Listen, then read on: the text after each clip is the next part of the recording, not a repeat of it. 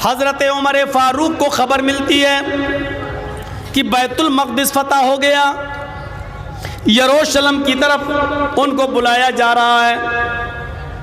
अमीरुल मोमिनीन आइए, हम लोग चाहते हैं कि बैतुल मक़दिस को आप देख लें और यहाँ आने के बाद 2 रकात नमाज पढ़ा दें।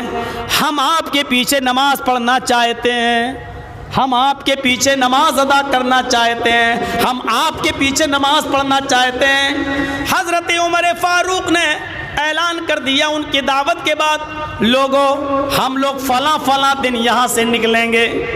चंद लोगों को लेकर 50-60 लोगों पर काफ़िला मुश्तमिल उस दिन हज़रत उमर तैयार हो गए और चलने लगे। अब गौर से सुनना मेरी इस बात को, सबसे पहले आपका गुज़र मुसलमानों की बस्ती को छोड़ने के बाद आप जिस बस्ती में घुसेंगे वो यहूदियों की बस्ती है।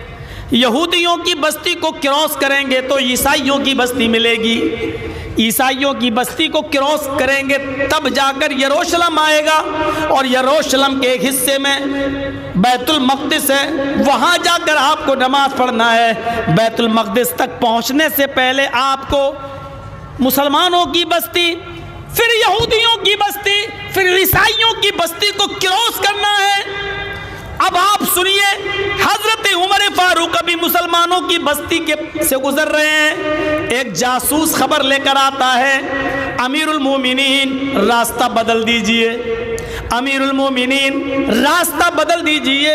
ये वाक़या हमारी माँ बहनें भी सुने, इस जलसे में आई हुई औरतें भी सुने, ये वाक़या उनको बहुत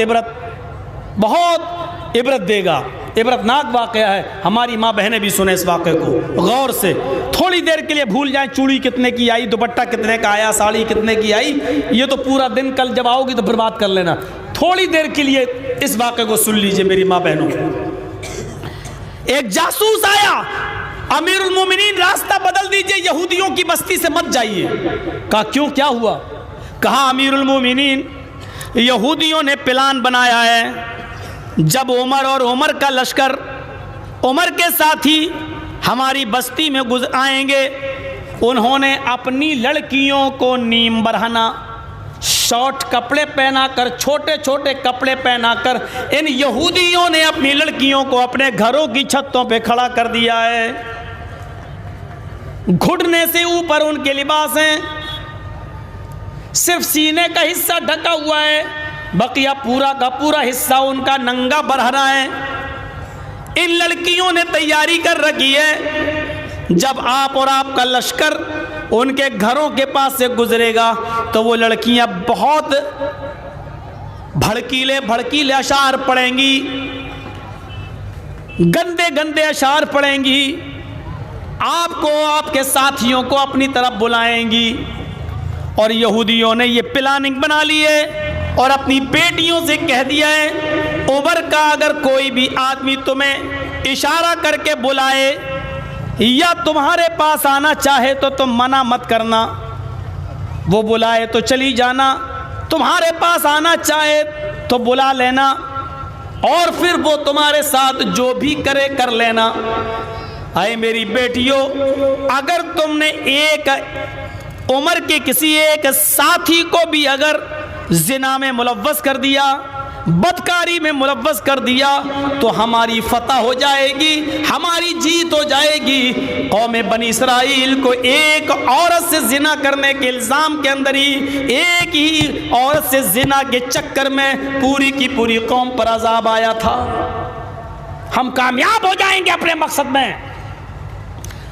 लड़कियां खड़ी हैं, अमीरुल मोमिनीन मैं मुआयना करके आया हूँ, मैं देख के आया हूँ, आपका और आपके साथियों का ईमान डगमाडोल ना हो जाए, कहीं ये लोग बर्बाद ना कर दें और यहूदी अपने मकसद में कामयाब ना हो जाएं, इसलिए रास्ता बदल दीजिए, थोड़ा दूर का ही सही, लेकिन दूसरा रास्ता है, उस रास्ते से चलिए। हज़रत उमर ने उन तमाम सहाबियों को, साथियों को इकट्ठा किया और कहा कि ये आदमी ये खबर लेकर आया है, जासूस, बताओ क्या मशवरा देते हो? सारे साथी चीख पड़े, अमीरुल मोमिनीन हम रास्ता बदल देते हैं, दूसरे रास्ते से चलेंगे। हजरत उमर मुस्कुराकर कहते हैं नहीं, तुमने अपना मशवरा दे दिया। हाँ, अब मेरा मशवरा सुनो।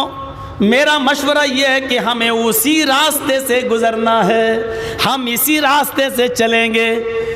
इन लड़कियों को भी अब दावत देंगे जिन औरतों ने हमारे ईमान को बर्बाद करने का सपना देखा है। अब एक सपना हम भी देख रहे हैं। आए मेरे साथियों, क्यों ना हम उन लड़कियों के पास से गुजरे और उनको इस्लाम की दावत देते हुए चलें। साथियों ने पूछा, अमीरुल मोमिनीन ये कैसे होगा? कैसे होगा? क्या तुमने कुरान नहीं पढ़ा? अल्लाह ताला फरमाता है, कुल लिल मोमिनीना यगुद्दू मिन अब्सारिहिम व यहफजू फुरूजहुम। मोमिनो, जब भी तुम कहीं जाओ तो अपनी निगाहें नीची रखो, अपनी शर्मगाहों की हिफाजत करो। क्या तुमने ये नहीं पढ़ा? हाँ, तो अब तुम सब अपनी निगाहें नीची रखोगे। अभी तक मैं आगे आगे चल रहा था, लेकिन अब मैं सबके पीछे पीछे चलूंगा।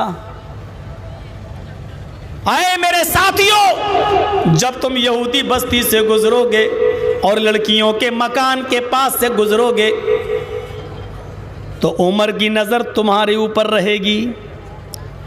जब तुम लड़कियों के पास से गुजरो तो कुरान की आयत निगाहें नीची करके गुजर जाना और कुरान की आयत पढ़ते हुए जाना, कुल्लिल मोमिनीना यगुद्दू मिन अब्सारिहिम व यहफजू फुरूजहुम। ये कुरान की आयत पढ़ते हुए गुजर जाना। और याद रखना, वो लड़कियां चीखेंगी, चिल्लाएंगी, गंदे अशार पढ़ेंगी, लेकिन तुम्हें भी बुलंद आवाज से कुरान पढ़ना है। मैं तुम्हारे ऊपर नजर रखूंगा। वो लड़कियां तुम्हें अपनी तरफ बुलाएंगी। अगर तुम लोगों में से किसी एक की नजर किसी एक लड़की के ऊपर उड़ गई तो उमर की तलवार उसकी गर्दन के ऊपर चल जाएगी।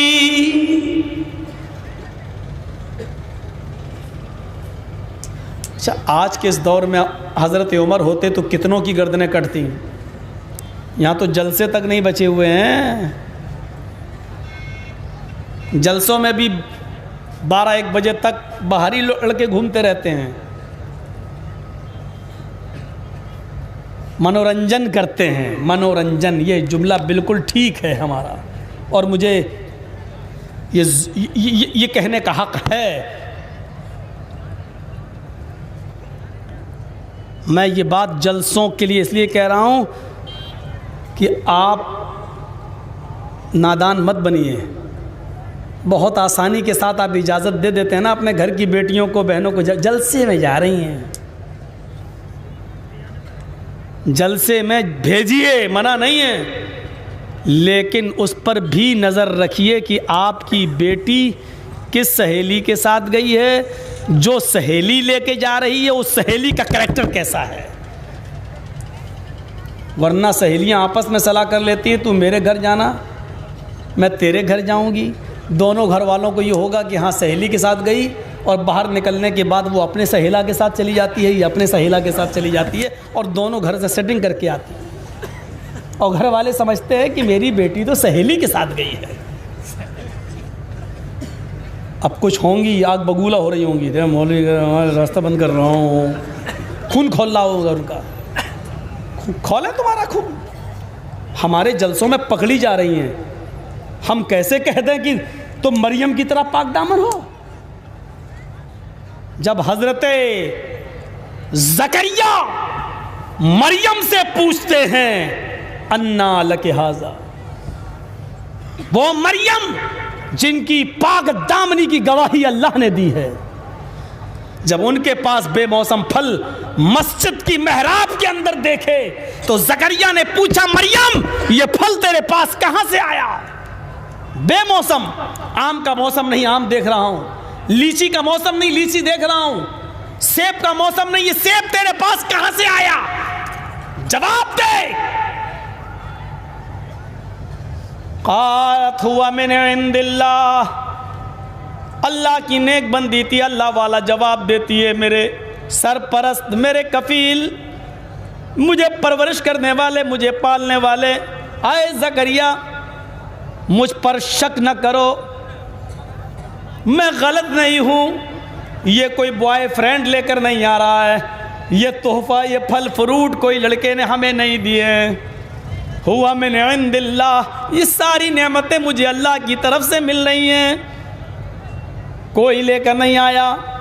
जब हज़रत मरियम से सवाल किया जा सकता है तो मेरी कौम के लोगों, जलसे में सुनने आने वालों, क्या आपकी बेटियां मरियम से ज़्यादा पाक दामन है? क्या आप उनसे नहीं पूछ सकते ये तेरे मोबाइल में ये नंबर किसका है? इतने लोगों की कॉल, मिस कॉल पड़ी हुई है, ये कहाँ से आई? ये व्हाट्सएप नंबर किसका है? रात के 12-12, 1-1, 2 बजे तक तुम लिहाफ के अंदर घुसकर मोबाइल चलाती हो, ये व्हाट्सएप पर किससे बात करती हो? ये फेसबुक की आईडी तुम्हें बनाने की ज़रूरत क्यों पेश आई?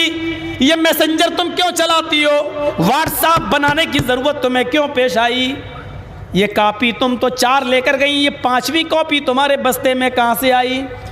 तुम घर से गई थी तो तुम्हारे मोबाइल में 1 भी रुपया नहीं था, हमें कॉल करना था, आज ये 50 रुपये का बैलेंस कैसे पड़ा हुआ है? ये सारे सवाल जवाब जब तुम अपनी बेटियों से करने का हक रखते हो, क्यों नहीं करते हो? इसलिए नहीं क्योंकि हमें अपनी बेटी पर भरोसा है, हमें अपनी बेटी पे भरोसा है। और दुनिया में कोई बाप यहाँ ऐसा नहीं है जिसको अपनी बेटी पे भरोसा ना हो। जब सबको अपनी बेटी पे भरोसा है तो फिर मेरे भाइयों, फिर हमें ज़रूरत क्या है? फिर ये गलत काम हो कहाँ से रहे हैं? फ़र्क इतना है, हमें अपनी बेटी पे भरोसा है लेकिन आपकी बेटी पे नहीं। वो आप भी सोच रहे हैं आपको अपनी बेटी पे भरोसा है, मेरी बेटी पे नहीं। इसलिए मेरे भाइयों, उस वाक़े को याद करो जो अल्लाह के नबी सल्लल्लाहु अलैहि वसल्लम ने अपनी एक बीवी से कहा था कि तुमने अब्दुल्ला इब्न उम्मे मक्तूम से पर्दा क्यों नहीं किया?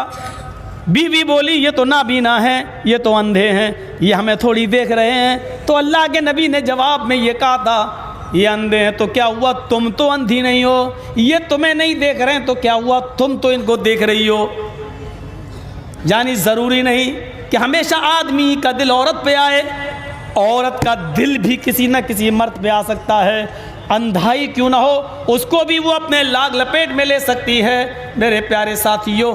इसलिए जब नबी अकरम अपनी बीवी से ये हिसाब किताब कर सकते हैं और ये बात कह सकते हैं, तो नबी की बीवी और बेटियों से बढ़कर हमारे लिए कौन नमूना हो सकता है? तुम कुरान की आयत पढ़ते हुए गुजरोगे, निकल जाओ सीधे। अगर किसी एक की गर्दन ऊपर की तरफ उठ गई तो उमर की तलवार तुम्हारी गर्दन पर उठेगी। बस्ती आ गई यहूदियों की, घर भी आ गया यहूदियों का। हजरत उमर के साथी गुजरने लगे और लड़कियां जज्बाती और इश्किया और अशार पढ़ने लगी, भड़कीले अशार पढ़ने लगी, बुलाने लगी, बुराई की तरफ दावत देने लगी, जिना की तरफ माइल करने लगी। और ये सब लोग नीचे निगाहें करके पढ़ते चले गए, कुल लिल मुमिनीना यगुद्दू मिन अब्सारिहिम व यहफज़ू फुरूजहुम, कुल लिल मुमिनीना यगुद्दू मिन अब्सारिहिम व यहफज़ू फुरूजहुम। लड़कियां बुलाती रह गईं, किसी एक की नज़र ऊपर नहीं उठी। ये कुरान की आयतें पढ़ते हुए गुजर गए।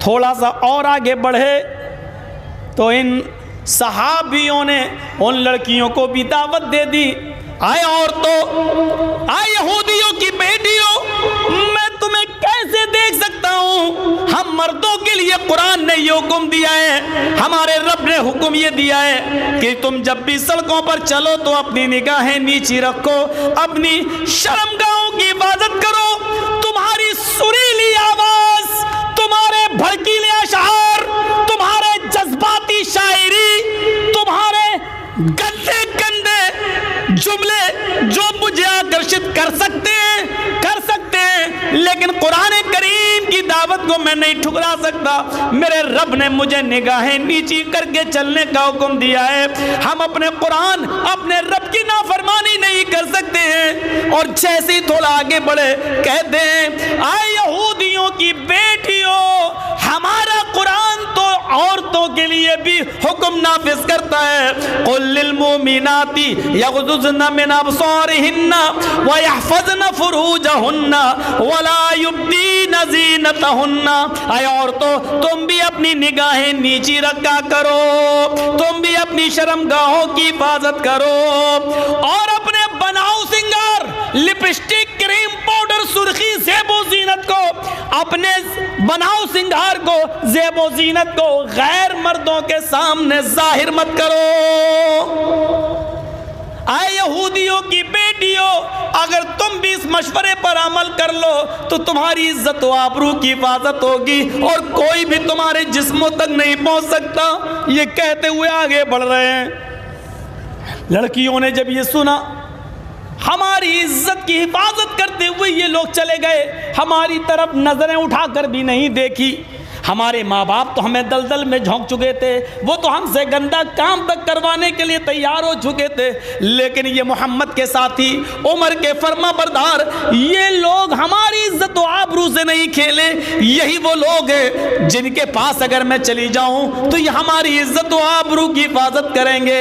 उन्होंने अपनी चादरें उठाई, उन्होंने अपने जिस्मों पर अपनी चादरें डाली और घरों की छतों से नीचे आ गई, और जैसे ही नीचे आई चीख चीख कर कहने लगी, ओ उमर के साथियों मुझे भी अपने साथ लेते चलो। आए उमर के साथियों, मैं भी इस्लाम लाने के लिए तैयार हूं, मुझे भी उस मजहब से रिश्ता जोड़ दो जिसने तुम्हें इतना पाक दामन बनाया है। तुम्हारी बीवी बन जाऊंगी और तुम्हारे निकाह में आ जाऊंगी तो मेरी भी शर्म की हिफाजत होगी, मेरी भी इज्जत व आबरू की हिफाजत होगी, मुझे भी जिंदगी का सुकून मिल जाएगा।